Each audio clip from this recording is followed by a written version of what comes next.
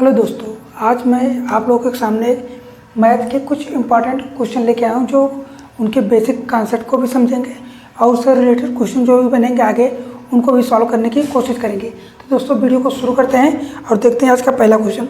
आज का पहला क्वेश्चन है, एक वृत्त के अंदर 12 सेमी भुजा वाला एक समबाहु त्रिभुज है। वृत्त का क्षेत्रफल ज्ञात करना है। कह रहा है वृत्त के अंदर क्या है दोस्तों, एक समबाहु त्रिभुज है जिसके प्रत्येक भुजा कितने की है दोस्तों, 12 सेंटीमीटर।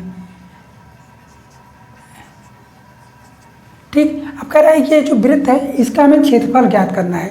तो हम नाम दे देते हैं ए, बी और सी। तो दोस्तों सबसे पहले आप लोगों को समझना होगा समबाहु त्रिभुज के गुण।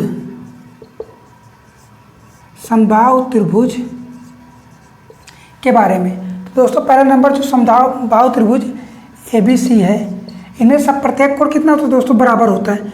कोण ए एंगल टू कोण बी बराबर कोण सी इक्वल टू कितने, 60 डिग्री के बराबर। ठीक, समबाहु त्रिभुज का प्रत्येक कोण कितना होता है दोस्तों, 60 डिग्री होता है। और त्रिभुज ए बी और सी, कोण ए बी और कोण सी का योग दोस्तों कितना हो गया, 180 डिग्री। ये भी आपको पॉइंट याद रखना है। और सब समबाहु त्रिभुज कह रहा है तो दोस्तों इसकी सभी भुजाएं क्या होगी, बराबर होंगी। ए बी बराबर बी सी बराबर सी ए बराबर कितना मान लिए थे दोस्तों, ए। क्या है, सभी भुजाएं बराबर होंगी। ठीक, और इसमें क्या होता है दोस्तों, जो समबाहु त्रिभुज होता है इसका जो केंद्र के अंतः केंद्र वगैरह जो होता है दोस्तों, परिकेंद्र सारे क्या होते हैं दोस्तों, एक ही बिंदु पे काटते हैं। अंतः केंद्र, शीर्ष के, लंब केंद्र, माध्यिका सब क्या होते हैं दोस्तों, एक ही बिंदु पे काटते हैं। ठीक, इसे हम क्या मान लेते हैं दोस्तों, ओ बिंदु मान लेते हैं। ठीक, यह समबाहु त्रिभुज की हम बात कर रहे हैं। ये जो माध्यिका होता है दोस्तों, माध्यिका को कितने 2:1 में काटता है। कितना दोस्तों, 2:1 के अनुपात में काटता है। इसे हम नाम दे देते हैं दोस्तों क्या, ओसी अनुपात ओ। इसे हम क्या कर देते हैं, डी दे देते हैं। डी कितना अनुपात आएगा दोस्तों, 2:1। आपको ये चीज़ भी याद रखना क्योंकि दोस्तों छोटी छोटी पॉइंट है आपके परीक्षा में काफ़ी ज़्यादा इंपॉर्टेंट रखता है। ठीक है, ये हो गया। और इसमें दोस्तों जैसे ये ऊंचाई दे दे तो दोस्तों सबसे पहले आप नंबर क्या समबाहु त्रिभुज करा है तो इसका हम परिमाप देख लेते हैं। समबाहु त्रिभुज का जो परिमाप होता है, ठीक, तो परिमाप होता है दोस्तों सभी भुजाओं का योग। परि मतलब क्या होता है, चारों ओर। माप मतलब क्या होगा, उसके जो इसका डायमेंशन है दोस्तों हो जाएगा कितना, 3a।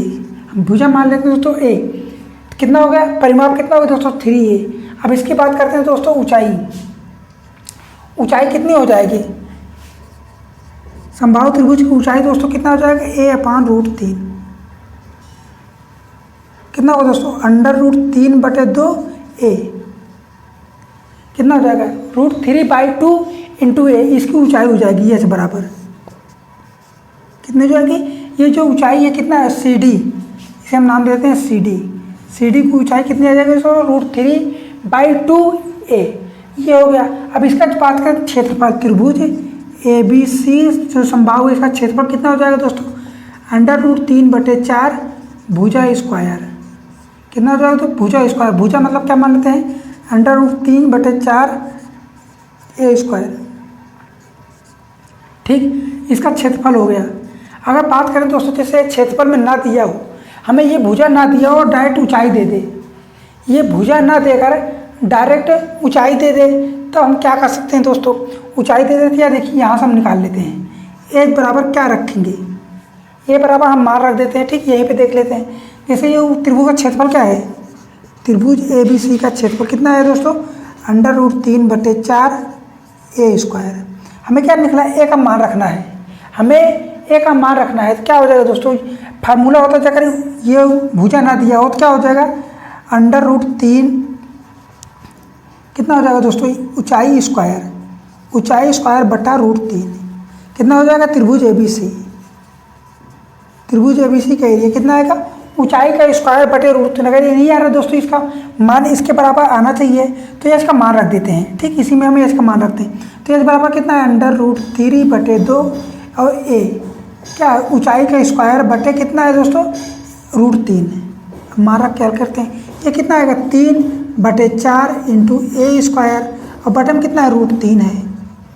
बटे में कितना है दोस्तों, √3 है। और इसके बटे में कितना हो जाएगा, 1 हो जाएगा। इससे ये कटेगा, कितना आएगा, ये √3 बन जाएगा। ये कितना बन जाएगा, √3 बन जाएगा।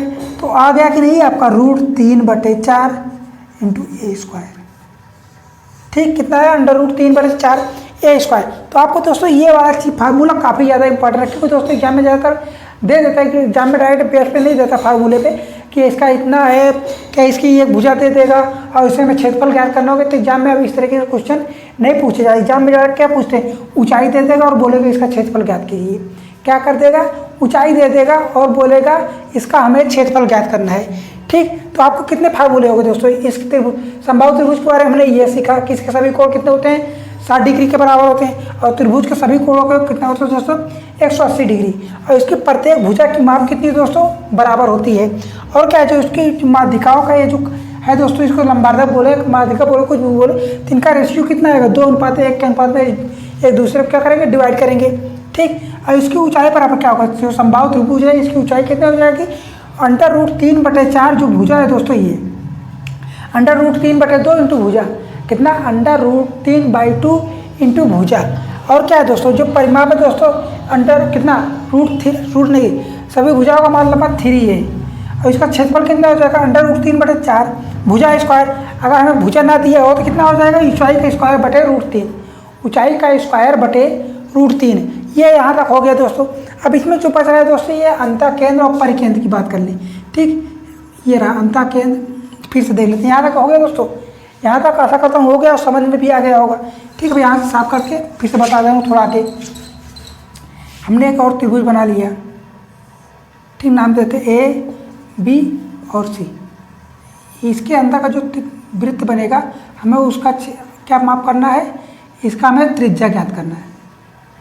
ठीक है, कितना है, आर है, ये कितना है, आर है। एक बड़ा वाला त्रिभुज बनाते हैं जो इसके बाहर बनेगा, तो इसकी त्रिज्या कितना मान लेते हैं दोस्तों, ये कैपिटल में आर, ये कैपिटल में आर। तो दोस्तों हमने ये देखा था, जो परिवृत्त है जो बाहर वाला टच कर रहा है, तो यहाँ पे इसकी त्रिज्या यहाँ से ली जा रही है, कितना, यहाँ से ली जा रही है।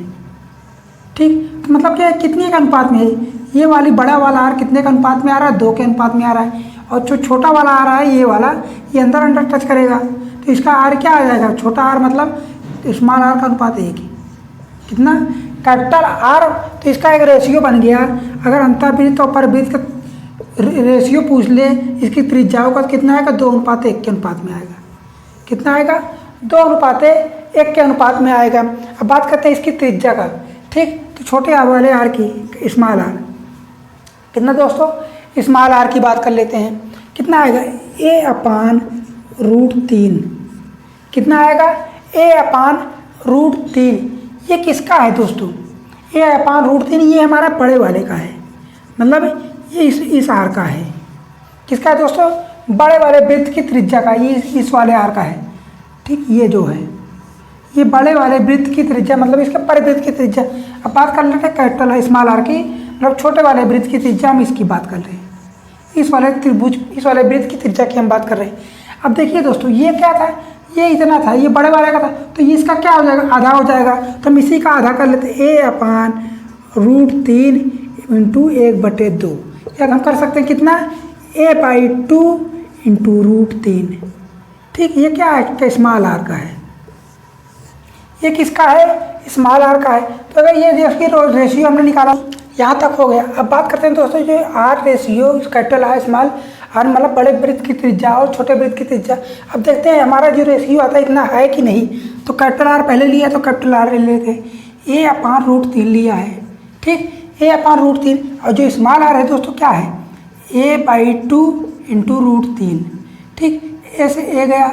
अब ये जो √3 है दोस्तों क्या है, a/√3 क्या हो जाएगा, इससे ये कट जाएगा, और ये 2 है जो उसको पलट कर ऊपर चला, कितना, 2:1 आ गया। तो इसका कहने का मतलब है दोस्तों, अगर इसका रेशियो मतलब जो आएगा, जो छोटे वाले वृत्त की जो त्रिज्या आएगी दोस्तों वो 1 है, तो बड़े वाले वृत्त की त्रिज्या क्या हो जाएगी, दुगनी हो जाएगी। ठीक, तो बड़े वाले वृत्त छोटे वाले वृत्त की त्रिज्या का दुगना होगा। अब बात करते हैं इसका क्षेत्रफल की। हम बात कर लेते हैं दोस्तों, इसी लगे हाथ है इसके क्षेत्रफल की। ठीक, तो a1 मतलब ये मान लेते हैं कैपिटल स्मॉल आर रेशियो में कैपिटल अपान स्मॉल आर, कितना आएगा दोस्तों। तो स्मॉल में क्या होता है, क्षेत्रफल होता है, कितना होता है, πr²। कितना दोस्तों, आर का स्क्वायर। तो आर का स्क्वायर होता है, तो आर का स्क्वायर मतलब ये रखेंगे, तो कैपिटल आर है, तो यहाँ पे आर बराबर कितना है, 2 है। ठीक है, 2 का स्क्वायर कर देंगे और एक का है, एक का स्क्वायर एक ही है, कितना आएगा दोस्तों 4:1 आएगा। कितना आएगा 4:1 आ जाएगा। अगर यही पूछ लेता है दोस्तों एग्जाम में जो कि समबाहु त्रिभुज के अंतःवृत्त का क्षेत्रफल और परिवृत्त का क्षेत्रफल का अनुपात कितना होगा, अगर आपको ये चीज़ पता है तो आप डायरेक्ट आंसर में टिक करके चले जाएंगे। इसका क्षेत्रफल का इसका रेशियो पूछ लेगा, इसको जो रेडियस है इसका रेडियस का भी अनुपात आपको पता चल गया। तो दोस्तों हमने ये आज समबाहु त्रिभुज के बारे में सारा चीज़ सीख लिया है। तो बात करते हैं इसके क्वेश्चन की करने की। इसके क्वेश्चन के दोस्तों हमारा क्वेश्चन ये था, लेकिन इसके पहले दोस्तों हमारे ये चीज़ समझाना काफ़ी ज़रूरी था कि हमारा जो समबाहु त्रिभुज इसके अंतःवृत्त और परिवृत्त के बारे में होता क्या है। इन सारी चीज़ों को अगर जानेंगे नहीं तब तक करेंगे कैसे। तो दोस्तों ये सारी चीज़ों को हमने जान लिया है।